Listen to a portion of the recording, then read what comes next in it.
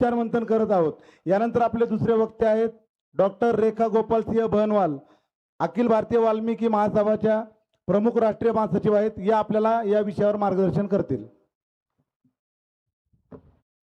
Hello.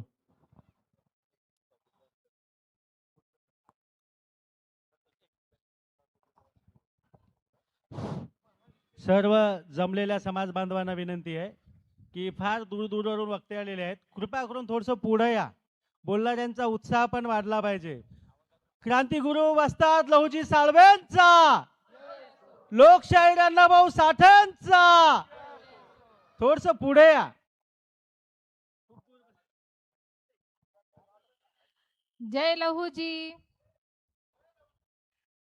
Matang Valmiki समाज भाऊ भाऊ, चला उपवर्गीकरणासाठी सर्व वंचितांना बरोबर घेऊ। डॉक्टर भगवान वाघमारेजींनी आमच्यासाठी काहीच ठेवलं नाहीये। टेक्निकली आणि सगळ्या बाबी महाराष्ट्रातले आत्ताची उलथापालथ राजकीय, सामाजिक, वैचारिक सगळ्या बुद्धिवंतांना सगळ्यांना त्यांनी तासून ठेवलेलं आहे। खरी वास्तविकता काय आहे ती त्यांनी पूर्णपणे मांडलेली आहे। आणि म्हणूनच मी आज वाल्मिकी समाजाची वास्तविकता तुमच्या समोर मांडत आहे। आजपर्यंत मोठ्या भावांनी तर आम्हाला कधी त्यांच्या मंचावर आमंत्रित केलं नाही, पण आज आम्हाला मोठ्या भावाने या मंचावर जी संधी उपलब्ध करून दिली आणि उपवर्गीकरणाच्या समर्थन करण्यासाठी वाल्मिकी समाजही अग्रेसिव्ह आहे, पुढे आहे, आलेला आहे, हे त्यांनी आम्हाला बरोबर हात देऊन, बरोबर घेऊन, मंचावर घेऊन सिद्ध केलेलं आहे। पिंपरी चिंचवड महानगरपालिकेचे सर्व अधिकारी, कर्मचारी, या कार्यक्रमाचे आयोजक आणि साहित्यरत्न अण्णाभाऊ साठे यांचा पुतळा आज मी खूप जवळून बघितला आणि गहिवरून आलं की आपले पूर्वज जे आपल्यासाठी जे करून गेले, मांडून गेले, त्या सर्वांना पुढे नेण्याचा त्यांनी केलेल्या त्यागाचा आज जे फलित होतं आहे आणि आम्ही इथे बसून त्यांना मानाचा वंदन करत आहोत, त्यांना अभिवादन करत आहोत।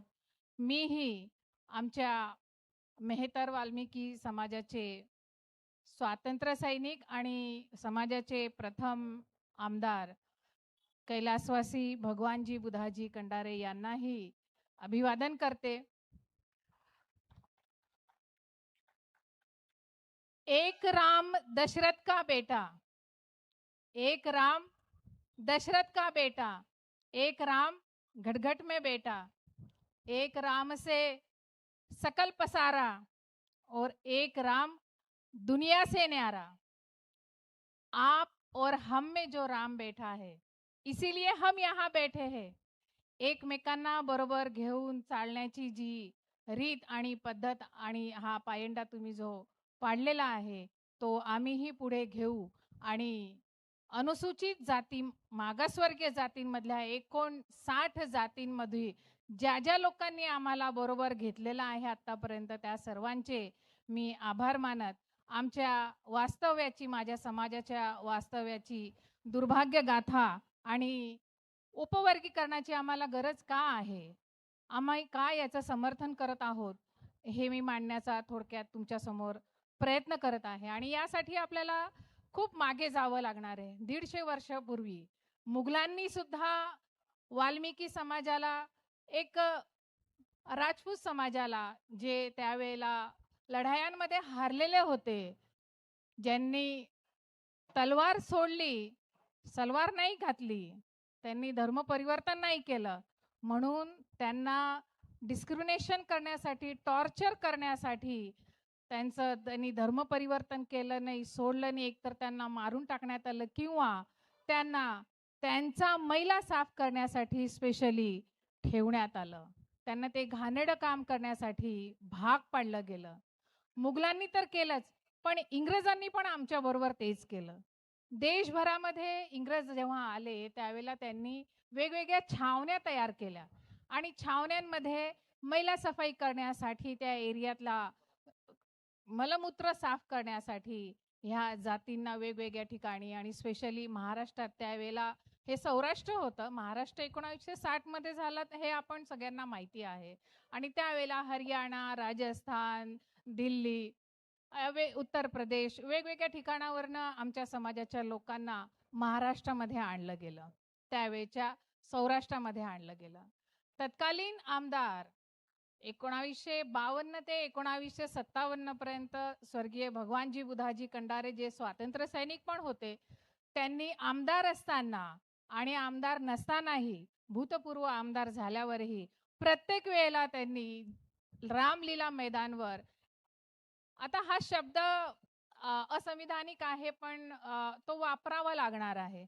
प्रत्येक वेळेला, प्रत्येक वर्षी त्यांनी रामलीला मैदानावर भंगी परिषदा, सफाई कामगार परिषदा भरवल्या. दुर्भाग्य बघा आमचं असं आहे की संविधान सभेमध्ये डॉक्टर बाबासाहेब आंबेडकर जेव्हा म्हणतात की मेहतर अनटचेबल एव्हरीवेअर, मेहतर हा सर्वत्र, देशात सर्वत्र अस्पृश्य आहे, असं विधानसभेमध्ये डॉक्टर बाबासाहेब म्हटले. आणि 1964 साली तत्कालीन प्रधानमंत्री रामलीला मैदानावर येऊन स्वर्गीय भगवानजी बुधाजी कंडारे यांनी जी भंगी परिषद भरवली होती, तिथे म्हणतात, कंडारे, आपके तबके का काम मैं अभी तक कर नहीं पाया, मैं बड़ा शर्मिंदा हूँ. आप जिस तरीके के घर में रहते हो वो देखकर मुझे बड़ी शर्म आती है, मैं बड़ा शर्मिंदा हूँ. भावांनो, यावरून तुम्ही विचार करा, स्वातंत्र्याच्या 17 वर्षानंतर सुद्धा एक प्रधानमंत्री अगर तिथे येऊन म्हणत असेल की मी शर्मिंदा हूं, तर याची झळ आमच्या सारख्यांना, आज आम्ही इथे बसलेलो आहोत त्यावेळेच्या आमच्या लोकांनी किती किती उत्पीडित झाले असतील आणि किती त्यांचा स्वाभिमान गाडला गेलेला होता, आणि त्यासाठी धडपडणारे भगवानजी बुधाजी कंडारे. 1973 मध्ये पागे कमिटी निर्माण झाली. महाराष्ट्र शासनाने पागे कमिटीची एक अहवाल मागवण्यासाठी समिती तयार केली आणि त्यावेळेला 1964 साली माझगावमध्ये तत्कालीन मुख्यमंत्री, हरित क्रांती प्रणेते आपण म्हणतो, वसंतराव नाईक साहेबांसमोर सुद्धा माजी आमदार कंडारेजींनी ह्या अस्पृश्य लोकांसाठी काम करणं आवश्यक आहे, यांना मेनस्ट्रीम मध्ये विकासाच्या प्रवाहामध्ये आणण्याची गरज आहे, यांच्यासाठी काही आपल्याला संरक्षित असे योजना उपक्रम करणं अपेक्षित आहे, अशी वारंवार या सरकारकडे मागणी केली. आणि त्यानुसार 73 मध्ये पागे कमिटीची एक समिती स्थापन करण्यात आली. आणि तुम्हाला सांगताना मला खूप आनंद होतो की 1976 मध्ये 1 डिसेंबर 1976 नागपूर येथे विधान परिषदेमध्ये या पागे कमिटीवर चर्चा झाली. तर पागे कमिटी काय होती, तर मागासलेल्या सर्व आतापर्यंतचे जे मागासवर्गीय होते, नॉट ओनली मेहतर आणि भंगी समाज, मागासलेल्या सर्व समाजाच्या सर्वांगीण विकासासाठी, म्हणजे सामाजिक, आर्थिक, शैक्षणिक सर्वांगीण विकासासाठी ह्या कमिटीमध्ये तो अहवाल सादर करण्यात आला होता. याच्यात एकंदरीत 92 शिफारशी केल्या होत्या, ज्याच्यामध्ये 88 ते 92 पर्यंतच्या ज्या शिफारशी होत्या, ह्या फक्त आणि फक्त भंगी समाजाच्या सर्वांगीण विकासासाठी होत्या. भावांनो आणि बहिणींनो, मला सांगताना आनंद होतो की 1976 मध्ये 1 डिसेंबर 1976 नागपूरच्या विधानसभेमध्ये भंगी समाजाची सर्वांगीण विकासाची भागवत गीता म्हणून ह्या सर्व शिफारशी मंजूर झाल्या. मात्र दुर्भाग्य बघा, 1979 पासून ह्या दुर्लक्षित झालेला हा सर्व वंचित घटक हा लॉट्स ऑफ डिस्क्रिमिनेशन, टॉर्चर, स्वाभिमान गाडून उभा राहिलेला, अगदी आशेच्या किरणेने पागे कमिटीकडे बघणारा आमचा समाज परत एकदा त्याच गर्तेमध्ये दुःखाच्या खाईत लोटला गेला आणि मंजूर झालेल्या ह्या शिफारशी पागे कमिटीच्या या सरकारांनी त्याचा शासन आदेश काढलाच नाही. 1992 साली तत्कालीन प्रधानमंत्रींनी लाल किल्ल्यावरनं घोषणा केली, मैला मुक्ती करेंगे, भंगी मुक्ती करेंगे. म्हणजे जे सफाई काम आमच्याकडे होतं, परंपरेने, वंश परंपरेने आम्ही जे सफाईचं काम करत होतो, तेही आमच्या हाताखालून काढून घेतलं आणि आमचं पुनर्वसन न करता, पुनर्वसन परत एकदा सांगते, पुनर्वसन न करता भंगी मुक्ती, मैला मुक्ती करत सफाई कामही सर्व समाजांसाठी ओपन केलं, खुला केला. आमचं पुनर्वसन झालंच नाही. जी योजना आलेली होती पागे कमिटी, त्याचा शासनादेश काढला नाही. 92 मध्ये मैलामुक्ती करून टाकली. ते चांगलं झालं एका प्रकारे, मी असं म्हणत नाहीये. ते चांगलं झालं, पण आम्हाला मुख्य प्रवाहात आणण्यासाठी सरकारने काहीच केलं नाही. सफाई कामगार आयोग तयार करण्यात आला. तुम्ही एकीकडे भंगीमुक्ती, मैलामुक्ती करताय, एकीकडे सफाई आयोग तयार करताय. म्हणजे समाज आहे तिथेच आम्ही आहोत. तुम्ही योजना कोणासाठी आणताय? सफाई कामगारांसाठी. ते चांगलं आहे, काही अंशी आम्हाला पण त्याचा लाभ झालेला आहे. पण आता हे सर्व करत असताना उपवर्गीकरणाची आम्हाला का गरज आहे? जेव्हा डॉक्टर बाबासाहेब आंबेडकर म्हणतात, मेहतर सर्वत्र अस्पृश्य आहे, अस्पृश्य आता मध्ये सुद्धा अस्पृश्य मेहतर समाज आहे. एखाद्या मानवाने दुसऱ्या मानवाचं मलमूत्र उचलावं हे किती मोठा पाप आणि कलंक आहे. आज आपण स्वतः टॉयलेटला जातो तर 2 वेळेला स्वच्छ साबणाने हात धुतो. तर ही अमानवीता आमच्या बरोबर जी झाली, या समाजाबरोबर झालेली आहे, हा कलंक कोण पुसून काढणार? कोण पुसून काढणार? आणि हा उपवर्गीकरणाचा जो लढा होता, याच्यामुळे आमच्या थोड्या आशा पल्लवित झाल्या कि अब तो हमें उपवर्गीकरण में कुछ लाभ मिलेगा, हम वंचित है, हमारे भी कुछ हिस्से में, हमारे भी थाली में, हमारी भी रोटी पे दाल आएंगी, हमारी थाली में भी रोटी के साथ सब्जी आएंगी. हे सर्व 1 ऑगस्ट 2024 ला जेव्हा हा वर्डिक्ट आला उपवर्गीकरणाचा आणि ह्या सर्व गोष्टींना विराम पडला. उपवर्गीकरणामध्ये कोटे में कोटा, उपवर्गीकरणात आम्हालाही अ, ब, क, ड किंवा जसं राज्य सरकारला अधिकार दिलेले आहे त्याप्रमाणे ते नक्कीच उपवर्गीकरण करणार आणि आता आम्हालाही याचा लाभ मिळणार, म्हणून आम्हीही आशेच्या नजरेने राज्य सरकारकडे बघायला लागलो आहे. भावांनो आणि बहिणींनो, मला सांगताना खूप आनंद होतोय की हरियाणा आणि पंजाबमध्ये ऑलरेडी हे लागू झालेलं आहे आणि त्याच्यामध्ये आत्ताच्या ज्या सेवा भरतीच्या लिस्ट तुम्ही बघितल्या, त्याच्यामध्ये वाल्मिकी समाजाला खूप चांगला मोठा फायदा झालेला आहे. तर का आम्ही पण महाराष्ट्रामध्ये तुमच्या बोलवण्याने किंवा आम्ही स्वयंस्फूर्तीने मंच का आम्ही साजरे करू नये, मंचावर का येऊ नये? आम्ही पण अस्पृश्यता निर्मूलन करण्यासाठी ज्या ज्या लोकांनी काम केलं, ज्या ज्या लोकांनी यासाठी झटलेले आहे, ज्या ज्या लोकांनी ह्या सर्व आमच्या उत्पीडित आम्ही झालेल्या समाजाला समोर आणण्यासाठीचा हात दिलाय, त्या सर्वांना मी मानाचा मुजरा, मानाचा अभिवादन करते, मानवंदना देते. 1 ऑगस्ट 2024 मध्ये जो वर्डिक्ट आला आहे, त्याच्यामध्ये सुप्रीम कोर्ट म्हणतं भंगीज आर मोस्ट ऑपरेस्ड. 150 वर्षापासून मानवांची मलमूत्रता साफ करणाऱ्या ह्या समाजाला आजही अगर सुप्रीम कोर्ट म्हणतंय भंगीज आर मोस्ट ऑपरेस्ड, याचा अर्थ राज्य सरकारनेही आमच्याकडे त्याच दृष्टिकोनातून बघावं, अशी आमची एक माफक अपेक्षा आहे.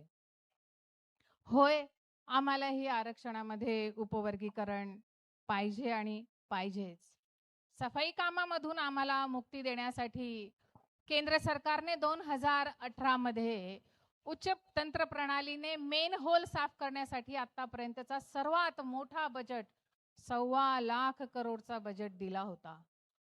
आणि मला सांगताना आनंद होतोय की ह्या गोष्टीचा पुरेपूर खालपर्यंत यासाठी आम्हाला फायदा झाला की मेन होलमध्ये उतरून काम करण्यासाठी कुठेही वाल्मिकी समाजाच्या सफाई कामगाराला शोधलं जात होतं आणि आमचे मृत्यू होत होते. आणि त्याच्यामध्ये आमच्या वाड्यांमध्ये वस्त्यांमध्ये तुम्ही जाऊन बघा की महिला तुम्ही बघणार बिलकुल विधवा महिलाएं, मुली आणि अगदी पुरुष वर्ग कमी आणि महिला आणि त्या पण विधवा महिला तुम्हाला जास्त आढळतील. मोठ्या भावांना मला हात जोडून फक्त एवढीच विनंती करायची आहे की आतापर्यंत आरक्षणाचा तुम्ही लाभ घेतला आहे. पूत सपूत तो क्यों धन संचय और पूत सपूत तो क्यों धन संचय, पूत कपूत तो क्यों धन संचय। अब तक के आरक्षण में आपने बहुत कुछ पा लिया है, अपने छोटे भाइयों के लिए कुछ छोड़िए, आपके आगे का वंश वो सपूत रहो या कपूत रहो, धन संचय करने की आपको क्या जरूरत है भाई। हमारे लिए भी कुछ थोड़ा सा आप छोड़ दीजिए। खाली हाथ आए हैं, खाली हाथ जाएंगे, इसीलिए छोटे भाइयों की तरफ जरा दया दृष्टि नहीं, हमारा हक है, फिर भी हम कहते हैं कि थोड़ा दया दृष्टि छोटे भाई बहनों की तरफ देखिए। और आरक्षण में उपवर्गीकरण जो लड़ा हम दे रहे हैं उनमें हमारा साथ दीजिए। हम किसी की दाल नहीं छीन रहे हैं, हम किसी की थाली की सब्जी नहीं मांग रहे हैं, हम अपना हक, अपना अधिकार मांग रहे हैं। परत एकदा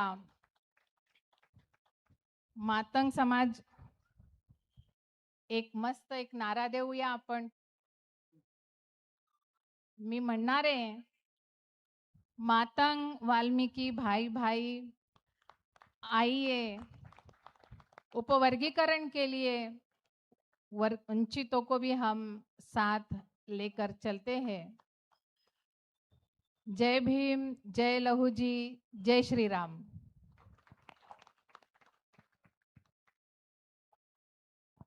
खूप खूप धन्यवाद डॉक्टर रेखा बेनवाल मॅडम। यानंतर डॉक्टर अंकुश गोतावळे सर हे आपणास मार्गदर्शन करतील।